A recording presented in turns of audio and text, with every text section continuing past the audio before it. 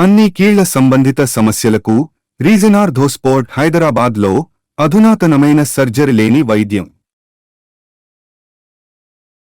విజయసాయిరెడ్డి రాజీనామా చేసిన రాజ్యసభ సీటు ఎవరికి దక్కబోతోంది?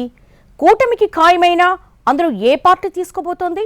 పసుపా, ఎరుపా, కాషాయమా, పొత్తు ధర్మమా, లేక రాజకీయ ప్రాధాన్యమా? ఒకవేళ బీజేపీ తీసుకుంటే ఆల్రెడీ అభ్యర్థిని కూడా డిసైడ్ చేసేస్తారన్నది నిజమేనా?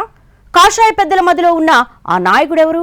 రాజ్యసభ సీటు చుట్టూ జరుగుతున్న రాజకీయమేంటి?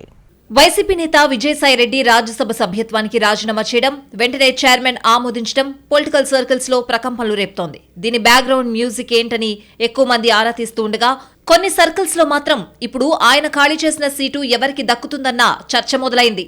సాయిరెడ్డి ఏ రీజన్ తో రాజీనామా చేసినా అది మాత్రం ఇప్పుడు ఖచ్చితంగా కూటమి ఖాతాలోకి వెళ్తుంది. పైగా 2028 జూన్ దాకా పదవీ కాలం ఉంది. అంటే ఇప్పుడు విజయసాయి రాజీనామా చేసిన సీట్లోకొచ్చే రాజ్యసభ సభ్యుడు దాదాపు 3.5 ఏళ్ల పాటు పదవిలో ఉంటారు. అసెంబ్లీలో ఇప్పుడున్న బలం ప్రకారం సీటు కూటమికి వెళ్లడం ఖాయమైనా 3 పార్టీలో ఎవరి కోటాకు వెళ్తుందన్నది హాట్ టాపిక్ అయింది. సాధారణంగా గతంలో ఇలాంటి రాజీనామాలు జరిగినప్పుడు కాస్త ఆలస్యంగా భర్తీ అయ్యేవి. కానీ ఇప్పుడు వెంటనే ఆమోదాలు, నోటిఫికేషన్లు వచ్చేస్తున్నాయి. సాయిరెడ్డి విషయంలో కూడా ఇదే జరగొచ్చని అంటున్నారు. ఎందుకంటే ఆయన రాజీనామా చేసిన వెంటనే ఆమోదించేశారు రాజ్యసభ చైర్మన్. దాంతో ఇక ఆ సీటు ఎవరికన్న చర్చ గట్టిగానే జరుగుతోందట కూటమి పార్టీల మధ్య. ఈ క్రమంలోనే పొత్తు ధర్మాలు, పంచుకోవడాల ప్రస్తావన వస్తున్నట్లు తెలుస్తోంది. ఆ మధ్య వైసీపీ రాజ్యసభ సభ్యత్వానికి 3 రాజీనామాలు చేశారు.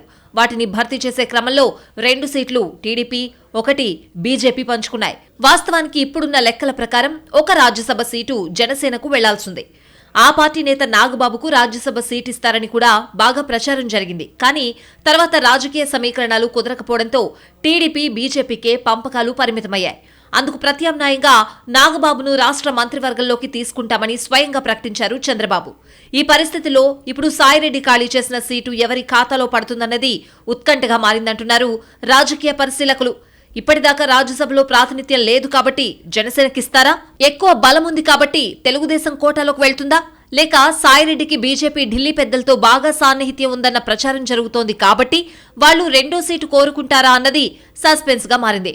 పొత్తు ధర్మమా, ప్రాధాన్య క్రమమా అన్నది ఇక్కడ క్వశ్చన్.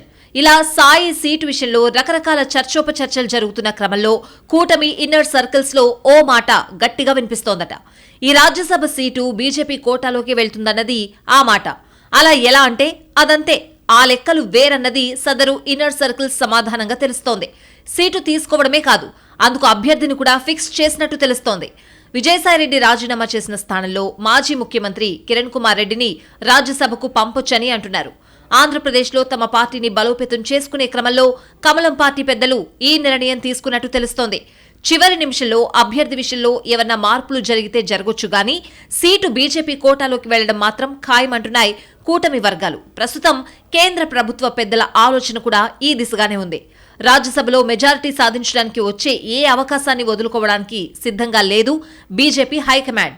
కూటమిగా బలం పుంజుకుంటున్నా సొంతంగా తమ బలముంటే ఆ ధీమా వేరన్నట్టుగా ఉందట వాళ్ల ఆలోచన. అందుకే సాయిరెడ్డి ఖాళీ చేసే సీటు బీజేపీకి వెళ్లడం ఖాయమంటున్నారు. అభ్యర్థిగా కిరణ్ కుమార్ రెడ్డి ఉంటారా, లేక ఆఖరి నిమిషంలో ఊహించని మలుపులు ఉంటాయా అన్నది చూడాలంటున్నారు పొలిటికల్ పండిట్స్.